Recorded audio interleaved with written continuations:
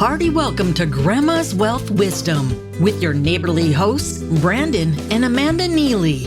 This is the only podcast that helps you take charge of your cash flow and leverage your assets simply and sustainably, the way Grandma used to. Hi, welcome to Grandma's Wealth Wisdom, where we help you break through to a smart, stable financial future with the tried and true wisdom Grandma used. Today, we're continuing an episode we recorded live on YouTube with Mr. Lester Himel. The first part of the interview was amazing. We encourage you to go back and listen to that. It was episode number 85. And then today is episode 86, where we're continuing the conversation. And last time, he kind of opened up the problems with Wall Street as a former Wall Streeter. And then today, he's answering the question, well, then what if I'm ready to do something? What's the alternative? And he's going to talk about that a lot. Some really good things about business model and things like that. Big takeaways for me, looking for a business model, playing on the edges, making our financial lives simple. And then he talks about what questions to ask. And then there's some really good juicy details about mutual funds and micro-diversification. So be sure you listen to that. And he drops a really awesome tip at the very end. Hope you enjoy this interview with Lester. We're going to kind of pick up midstream. Be sure you've listened to the last episode to get the most out of the rest of this interview. Lester, you mentioned people don't know what the right questions are to ask. Can you give us some of the questions that people should be asking whoever the financial professional they're working with, or maybe they're doing it themselves? What questions should they ask themselves about their financial futures? Let's start with, what will you do when you're 82? That's probably a great one to start with. Yeah, and let me repeat a phrase I gave earlier. In this industry, the business is done ass backwards. That is, it goes back to the somewhat comical dark humor story about you're 22 and walk into HR for the first job and you fill out the papers and you're told this is the thing you're supposed to do. It's very similar when you walk into an investment advisor's office, in my experience. And remember, I tested these people constantly. That was quite a part of my career. Walk into a new broker-dealer, a new investment advisor, and he says, that's great, sit down, good to meet you. How much money can you put to work?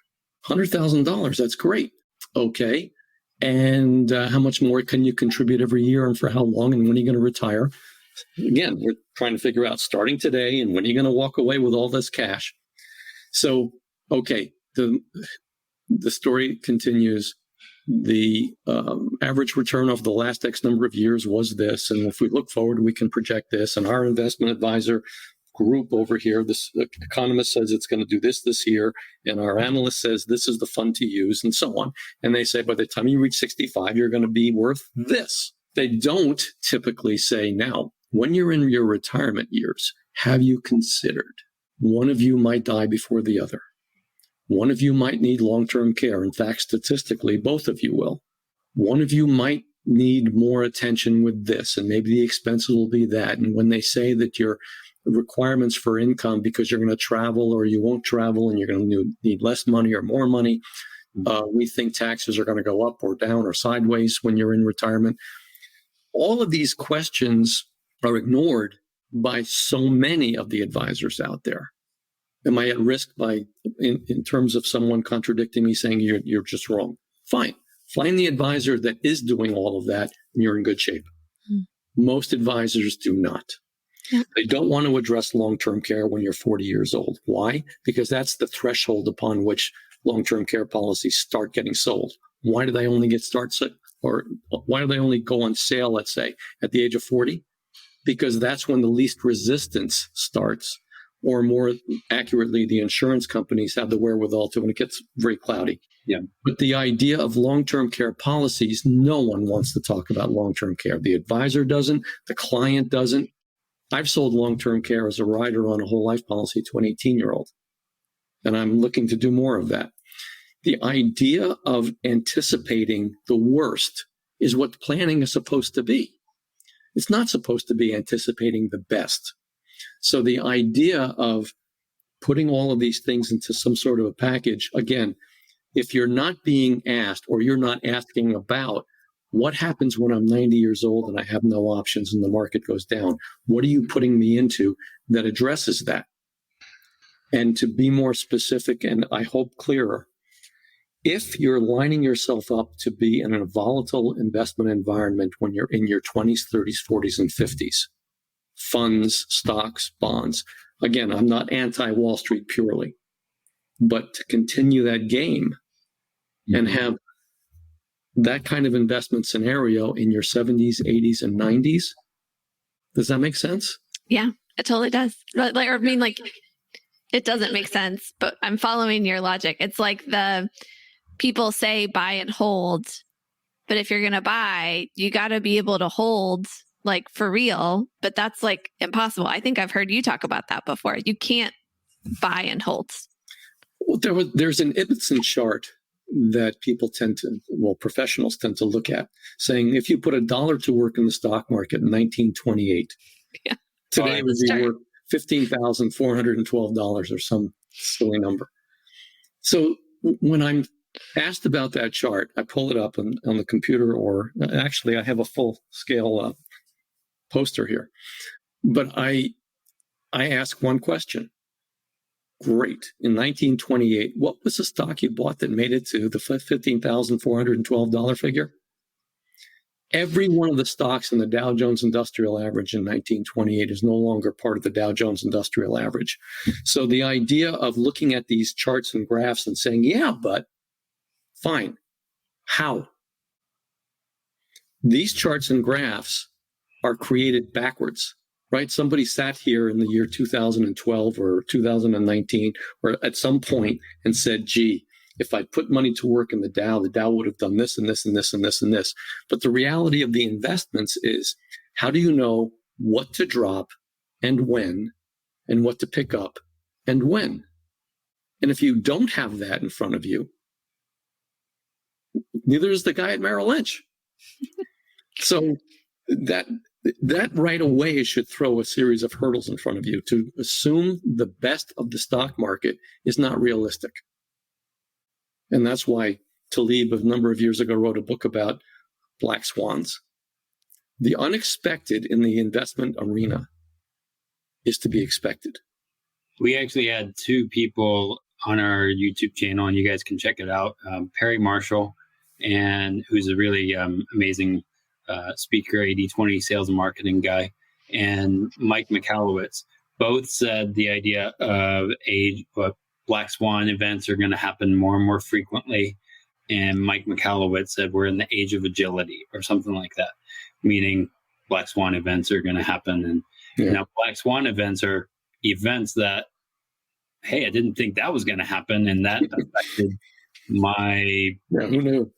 Who knew that a barge was going to get stuck and affect prices, right, in the peninsula? Or we were in North Carolina, and who knew there was going to be a hack when we went to North Carolina and there'd be no gas? Like, we didn't know. And that was a black swan weird event. And there's going to be more of those things.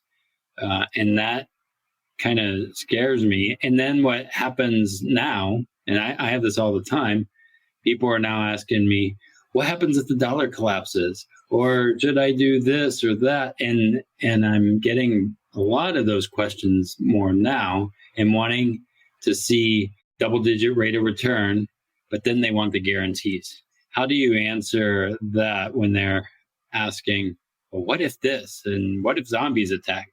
How's my policy going to perform? Anyway, this does happen. There's a lot to that. The first thing I would point out is that, yes, I agree. There's going to be more and more of these black swan events. And I refer to it on my blog as turbulence. I used to talk only about volatility. Turbulence outweighs volatility. Turbulence is just rougher. And the idea of, back when I started trading years ago, I got caught up in what was called at the time globalization. The idea of globalization, now it's behind us. Everything is global today.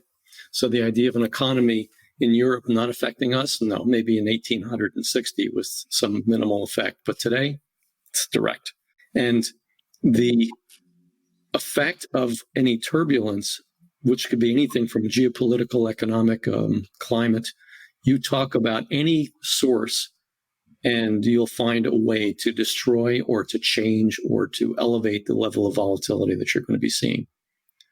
But the answer to the question, unfortunately, and this gets a little bit into the erudite arena, whenever we buy anything, we tend to compare it to something else, right? Even down to, so I buy blue socks or red socks because I like blue more, therefore it's worth $1.98 more than the red. There's a comparison, but it always settles into what you want and what the price is. When you buy a house, you've got to get a mortgage and you're going to see 3.25% versus 3 3/8. There's a comparison. Which bank should I use? When we talk about what we're talking about today, investments, there is, again, comparisons. It's automatic. So if someone says to you, well, should I be buying this life insurance and why? What's the big deal? What are you trying to tell me? What they're doing is they're saying, what's the rate of return? If they don't use those exact words, that's what they're thinking regardless. And they're asking you, will it outweigh, will it outperform, will it do better than my buddy over here at this broker dealer? Or what my cousin told me over the barbecue that he can get? Yep. And your answer, my answer tends to analyze first the comparison. Why are you comparing it to the stock market? Let's go back to the last 25 years, 7.3%. No. Let's talk about what it really did, or what your perception is suggesting, and how we can then take the real numbers, and then let's talk about why we have something worthwhile. So, unfortunately, it's not a two-word answer, but the idea of the comparison is key to everything we do in the financial world. That has to be understood. Once we're there, then we can start to really figure out what we're talking about. The reason that whole life insurance as a comparison makes more sense to me than bonds, and I think stocks, but funds anyway, is the consistency of earnings will outperform funds, bonds, and I can prove both. Long term, I'm not suggesting like a given fund won't outperform the index in a given year. I don't know. But over 10 and 20 and 30, 40 years, I'm pretty confident that I can do well. And the idea of that comparison striking home with the people asking the questions, that's where you have to go. So again, it's not a two-word answer. In our business, it's all too easy to say, well, look at this list of great attributes that we're showing you. But that doesn't ring a bell in any one particular mind, does it? I mean, what you're saying is, yeah, it has this and it has that. But my buddy over here at this broker dealer, he's telling me I can get 17% this year like I did last year. No, over 50 years, what's going to happen? Over 10 years, what's going to happen? So going to the other part of the question about, well, what about the dollar loses its value and so on? A bigger answer traditionally has been, which I do buy into, my liabilities have to play a key role in this analysis. If I'm investing in Europe, in the euro, because I'm going to live in Europe, then I have to be paying attention to what the euro does. If I'm living in the US, my liabilities are here. Does that mean I ignore inflation because all the products are made in China? No, I can't afford to ignore it, but I can't go crazy with this. I have to figure out where I can afford to invest, to what degree. I still want certainty overall in what I'm going to end up with over the course of time. Grandma always said, eat your vegetables, look both ways before crossing the road, and never risk your financial future on elements of the market you can't control. That grandma, always good for some tried and true advice. And although some of her wisdom seems to have skipped a generation, you don't have to be left behind. Download Grandma's top tips for an independent financial future absolutely free when you visit grandmaswealthwisdom.com. Don't wait. Get Grandma's best tips today. I think that's huge. I mean, like, it's more than just buying a life insurance policy versus stocks. It's what do we do with our everyday money, and our voting with our dollars actually matters. And, you know, I could go into all kinds of politics here, but really we can sometimes say, oh, I'm making all this money on this thing that's helping Europe grow or this grow or whatever and helping my funds grow, but then we're divesting from our own backyard almost. And that's why I like somewhat the business model for me of thinking about, hey, what am I doing to help build my own backyard, I guess. Does that make sense? Sure. Yeah. The problem is that there's just too much to learn, right? You can't know everything. And politics does influence the economy and vice versa. Like most people are talking about the dollar collapsing or cryptocurrency taking over, but nobody's talking about things like I saw a news alert today that the Congress is starting to pursue antitrust, and that has to have an impact on the stock market. I have no idea how it couldn't, right? And I know you're in New York. I think New York State is pursuing some antitrust work too on a state level. Lester, I don't know if you know anything about that, but I think that can reshape our economy more than, cryptocurrency probably will in the next few years. But nobody's talking about it because it's not being popularized, which actually I have to, you mentioned globalization. There's actually a whole movement.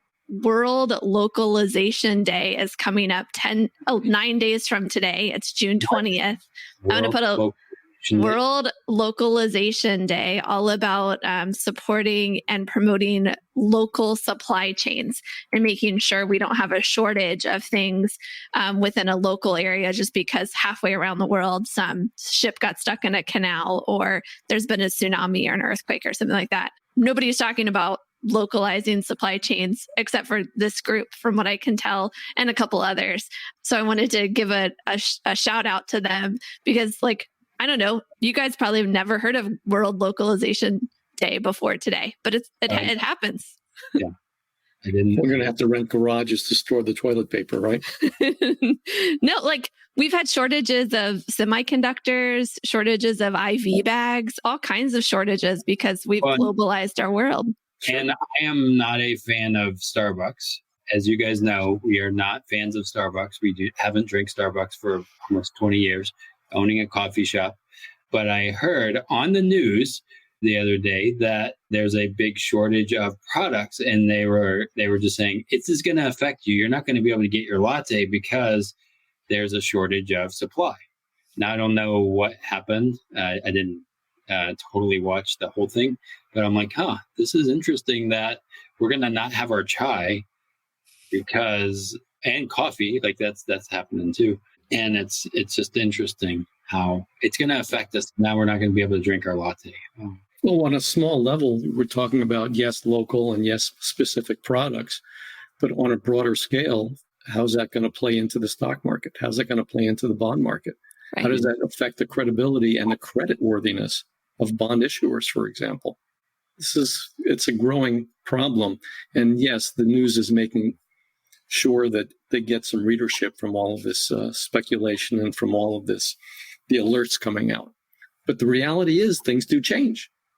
Yeah. And we just have to adjust accordingly. So again, I'm not a fan of mutual funds. And I actually did say some time ago now that I would mention why. Here's why.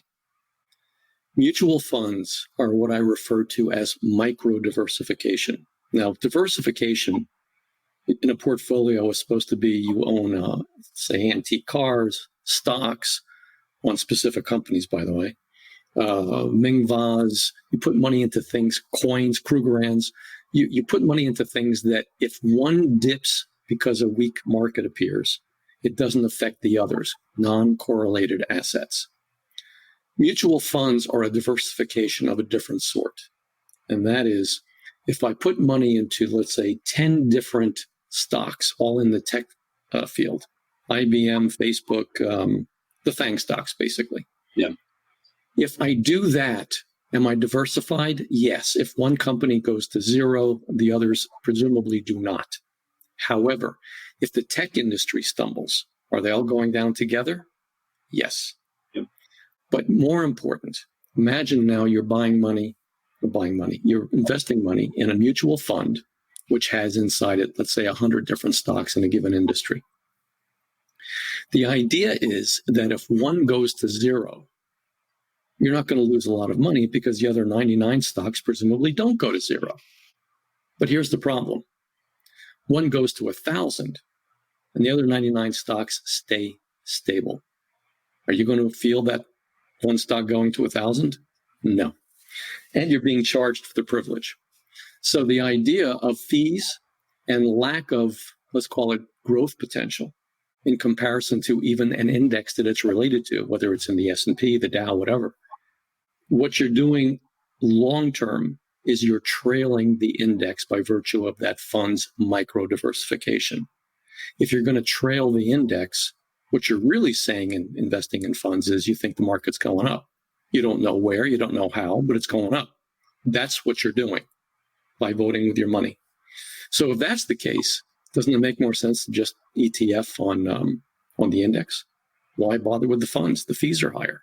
They're not going to get you anywhere. Again, long term, whether you feel that tech stocks are going to do well in the next year and a half and the funds are a best way to attack that, then fine.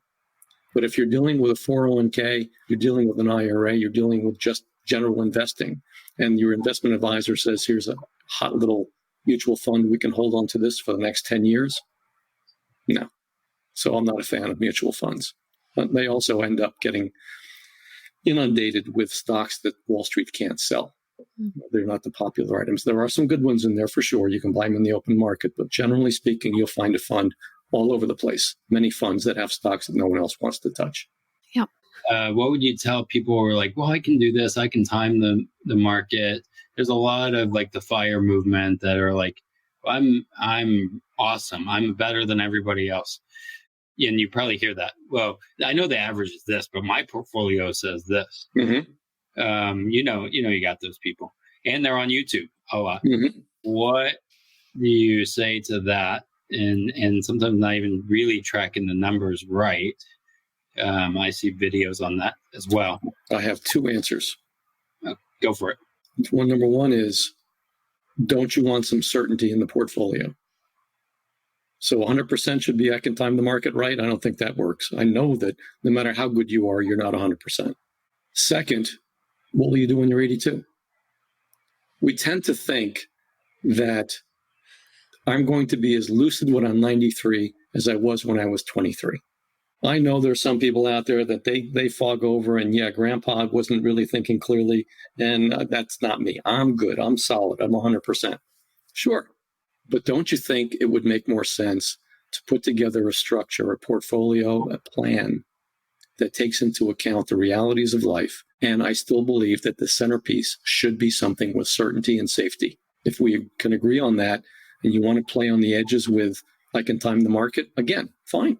But it's not that everyone is going to agree with what I'm saying, or any way you put it. There are a certain number of people out there that no matter what you say will always believe they can do better. And maybe they can. But statistically, that's not the case. Statistically, we need certainty in life. Statistically, we need a way to compare against realities and make sure that we cover and address all of those negatives that could come our way. I would just say, so Lester is I want to talk to everybody listening right now or watching. Lester said some really heavy stuff today. And I know I've needed to hear some of the things he shared multiple times and then research them, run the numbers myself, look for the alternatives. And every time I've done that, I've always come back to what he said as, yeah, I agree with that. So you might have heard something today. You might be like, I'm not sure about that. You might need to go back and listen to it a couple of times. You might need to start researching, run the numbers. We encourage you to do that and let us know what results. And if you want to chat more with Lester, click the links in the description to check out his bios and you'll see his contact information there too. And of course, you can reach out to us as well. Let's everybody thank him for being here today. Well, any final thoughts, Lester, before I wrap it up? Okay, one thing. When you're looking at the performance of your 401k or your IRA, don't assume that what they're telling you is accurate. You have to really do the arithmetic and figure out exactly what the results have been. With that, you guys, again, take charge of your cash flow, leverage your assets, and break through to a smart, stable financial future. Don't forget to subscribe, write a review, do all kinds of fun stuff, and I'd love to hear from you. The topics presented in this podcast are for general information only and not for the purposes of providing legal, accounting, or investment advice. On such matters, please consult a professional who knows your specific situation. This is thepodcastfactory.com.